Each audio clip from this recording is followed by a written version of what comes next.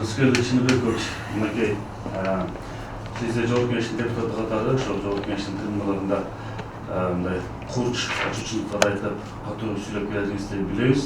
Анан ушу сиздин депутаттык ишмердигиңизге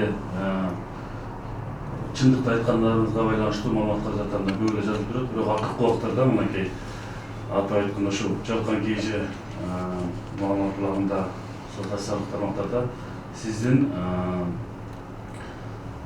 акчасы көп экениңизди, байлыгы, мүлкү көп экениңизди тууралуу маалыматтар жазып чыгышты да. Башкача айтканда ошол сиздин Военный Антоновкадагы автоунаа базарында баасы $400–500 миң жапышкан аябай чоң бийлеген хан сарайыңыз бар экенин, минип жүргөн машинеңиз, автоунааңыз ушу 2015-жылы чыккан $200 миң автоунаа экенин жазып чыгышты. Анан ошол үйүңүздүн жанында эле $10 миң кичи футбол аянтчасын курдуруп соосун ошолордун баардыгын айтып келип, ушу сизде чынында көп эле байлыктуу, мүлктүү, ушу атүгүл ушу миллионер деп атап беришти да. Ушуларга кандай жооп берет экенсиз? Чын эле ушул маалыматтар айтылгандар чындыгы барбы же кандай? Биринчиден, ошону ким айтса дагы оозунамай, илайым эле ошондой болуп калсам гана, бирок мен миллионер болуп кетейин деген оюмда жок. Эми менин акыркы кездердеги аткаруу бийлиги болобу, башка бир бийликтер болобу, ошолордун дарегине айткан адилеттүү сын пикирлерим себеп болду же алар үчүн ушул нерсе керек болду. Айтор 2 жумадан бери каралоо компаниясы жүрүп жаткандан менин так кабарым бар. Анын артында кимдер турарын да жакшы билем, кимдер тапшырма бергенин да жакшы билем. Дагы бир нерсе айтып кетейин десем, 7 күндөн бери Ички иштер министрлигинин 7-башкармалык деген кызматы бар. Ошолор уюлдук телефон, байланыш телефондорунда күнү түн угуп аткандан чейин мен жердин шармамдыктан кабарым бар. Артымдан ээрчип жүргөн машиналарга чейин кабарым бар.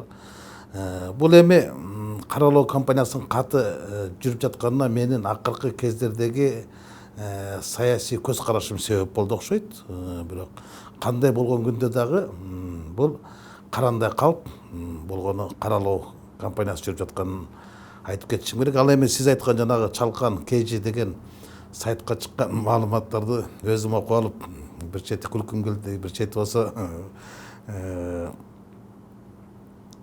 айла жоктон күлөт экенсиң да жазыптыр. Ошо мага күлкүм келген, ошол менин телефонума жөнөтүп атат да, SMS менен жөнөтүп атат. Мындай деп жазыптыр: ошо Военный Антоновка айылында 30 сотук жерге килейген хан сарай салды депчи. Мына мен бардык көрөрмандарга айтып коеюн, ошол жерде эгер мен 30 сотук жеримден далилдеп берсе, үйүмдөн, ошонун 20 сотукун ошол айткан кишиге, тапкан киши көрөм. Анан үйү $500 миң дептир да. Ошол айткан киши, жазган кишилер менин үйүмдү сатып берсин, мен ошолорго эркекчик сөзүмдү берем, үйүнө $300 миң жеткизип берем. Анан 2015-жылы чыккан 570 $200 миң унаасы бар дейт. Айланып кетем кудай. Менин 2005-жылкы чыккан эски унаам бар. Эгер ошону $200 миң сатып берем десе, мен ошол кишини 5 жолу бетинен өйүп $180 миң үйүнө жеткизип берем. Бул дагы менин эркектик сөзүм. Андан башка жазып атпайбы, шаардын ичинде дагы бир хан сарай бар депчи. Ошону тапсын,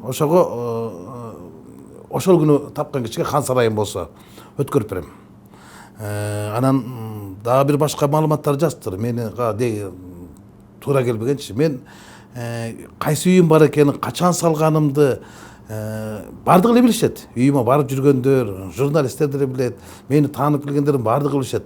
Качан, кайсы убакта үй салганымды, каражатты каяктан тапканымды билер үчүн табышмак кылсат да. Мен таң калдым. Ошо рахмат, ошо Сокулуктун жердештериме ошолордун бардыгы айтышты. Ошо журналисттер, аялдар келип ошол тегеректе сурап жүрүшөт. Ал тургай госрегистрге барышыптыр, Сокулуктун айыл өкмөтүнө барышып сурашыптыр. Бизге ушундай айтып берип коет, ушундай маалымат бар. Эми ушунун кимге кереги бар экенин мен түк түшүнбөйм да. Бул каралоо компаниясында ошо өтө жогорку бийликке жагынайын деген кошоматчылардын алсыз, ары барса акылсыз аракеттери. Анткени алардын менден коркуп турган нерсеси бар болуш керек. Баягы орустарда айтып коет го, хорошая защита это атака депчи. Алардын атакага өткөнүн байкап турам да. Бирок алар эртеби кечпей ачыкка чыгат. Мен муну ачыктайм. Кимдин тапшырма бергенин, кандай максатта каралоо кампаниясы жүрүп жатканын, мени ким менен кайраштыргысы келип жатканын, муну кандай максатта пайдалангысы келип жатканын мен баарын жакшы билем. Ойто десеңчи, эми күзөт кызматы деп коет. Мен бирөөдөн жашынгандай же бирөөдөн бир нерсесин урдуп алгандай өмүрүмдө мен айдоочу алган эмесмин. Мен өзүмдүн унаамды өзүм айдайм. Келинчегим да өзүнүн унаасын өзү айдайт. Балдарымды өзүм ташыйм. Буну жогорку кеңештин депутаттарын баардыгы билет. Мени тааныган адамдардын баардыгы билет. Ошо Таласка барамбы, Көлгө барамбы, Нарынга барамбы, Ошко барамбы, Баткенге барамбы, ар дайым өзүмдүн унаамды өзүм отуруп айдап барам. Анан күзөт кызматы бар экен дейт да. Мен күзөт кызматын жок, ошол жана үйдү сыртынан тарткандар, үйдүн бурчунда ажаткан бар да. Ошону көрүп алып ойлосо керек да, бул да ушул жерге бир күзөт кылып жанагы бир пост коюп койгон экен депчи. Таң каласың да ошолордун деңгээлине түшкүм келбейт, бул боюнча комментарий бергим деле келбейт. Анан футболдук аянтчасы бар экен дейт. Футболдук аянтчасын жаңы курдуруптур дейт. Ал футболдук аянтчаны менин үйдүн түбүндөгү 10 сотук жерди менин кесиптешим Кожобек Жайчыбек болчу. Ырыспаевтан мындан 3-4 жыл мурун мага саткан. 3-4 жыл мурун саткан. 3-4 жылдан бери ал жерге эч кандай курулуш иштери болгон эмес. Баягы талааны тоноп кетерди. Анан кийин быйыл ошо жана жолдоштордун, достордун өзүмдүн каражатын жумшап ошол жерге футболдук аянтча куруп койдум. Анын жанына бекер эле ошо айылдын ошол жердин жашоочулары ойносун деп мындай балдарга атайын аянтча да куруп бердим бекер. Аны салганым ырас. Аны элдин баары эле көрүп батасын берип рахмат айтып атат. Эми компьютер ойноп, WhatsApp'та ойногончо, футбол ойногону же болбосо ошол балдар аянтчасы ойногон жакшы эмеспи? Типографиясы бар экен, же болбосо басмаканасы бар экен, ошол аркылуу байлык топтоптур дегендей мааниде кылып атпайбы? Эми ушу иликтеген ички иштер министрлиги болобу, улуттук коопсуздук кызматы болобу, бир уяттуу кылып, бир жакшы неме болсо, же болбосо мен өзүмөн сураса деле айтып бермекмин да. Мен 2010 жылы басмакана эмес, мен басма сөз кызматында, же болбосо журналист болуп иштечүмүн. Ал убакта мен басмакана эмес, балекетте жок болчу. Сокулукта жашачумун. Басмакана деп атпайбы? Басмакананы буну менин бир дос балдарым ачкан. Дос балдарым балдарын ачып берген. Балдарын ачып берип, алар 2013-жылы ачкан. 2013-жылы ачып, аны иштете албай коюшту. Иштете албай койгондон кийин анан бир топ балдар ошол мага жакын балдар ошону алып иштетсек болобу, ортого түшүп бизге алып бербейсизби? Биз ошону иштетип алат элек. Бир чоң оборудование алып келишкен Кытайдан. Оборудование болгондо эмне бир бул жанагы принтердик эле чоң аппаратуралар, баягы жарпы, наркы, анын болгону 1 миллион сом тегерегинде эле. Бул чоңдор басмакана эмес, ал ризограф, анан кийин китеп, майда кичиде китеп чыгара турган, тетрадь чыгара турган ушундай эле бир басмакана. Ал аркылуу мындай майда чүйдө басма нерселерди, тапшырыктарды алып жасаса болот. Ошондо ал дагы 2013 эмес, 2015-жылы мен өзүмдүн бир өкүл балама сатып берип, жардам берген болчумун. Экөөбүз ортодон алган болчубуз, ал ошол бала иштетип атат. Арды менин фамилиям эмес, аты жытына чыкпайт. Анан ошону 2010-жылы басмакана ачкан экен депчи. Бул деле мындай чындыкка дал келбеген немеде каралоо. Ошону табып берсе, мен жана айтпадым, үйүмдү ошо 500 000 долларга сатып берсе 300 000 долларын берем. Машинамды 200 000 долларга сатып берсе 180 000 долларын берем. Жеримдин кенендигин 30 сотукка жеткирип берсе 20 сотукун берем. Шаардагы хан сарайымды табып берсе мен береке бекер берем депчи. Анан мени миллионер кылышып атпайбы?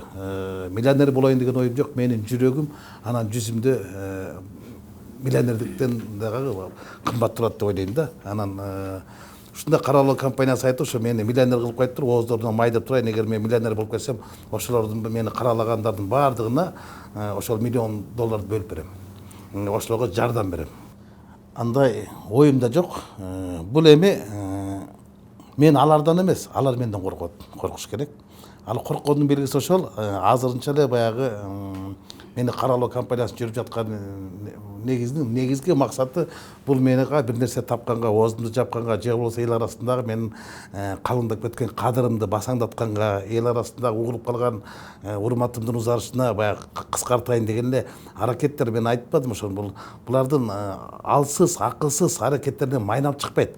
Кайтанча бул элдин жийиркентет. Ошол бийликтин мындай мага жана менден башка бийликке сын айткан депутаттар болгон мындай аңдууларды коюу, анан кароолоо кампаниясын жүргүзүү бул эски бийликтердин методу эле. Мен алар менен деле күрөшүп келгем. Алардын убагында деле мындан кем эмес аброй топтогом. Анан азыр булардын айынан эле мен эртең басаңдап калып, коркуп калып, бир кайсы бир кайчы пикирлерди, каршы пикирлерди айта албай коет дегенди мен аласызмын. Мен жаралышым ушундай. Болгон нерсени көргөн көзүмдө чындыктын мен айтып берем. Ал жагынан эч ким кабатыр деле болбой болуш керек. Мындан кийин менин бир саясий көз караштарым өзгөрүп кетер дегенге ишенбей эле койсоңор болот. Кандай болсом ошондой болуп эл алдындагы өзүмдүн депутаттык парызымды аткара берем.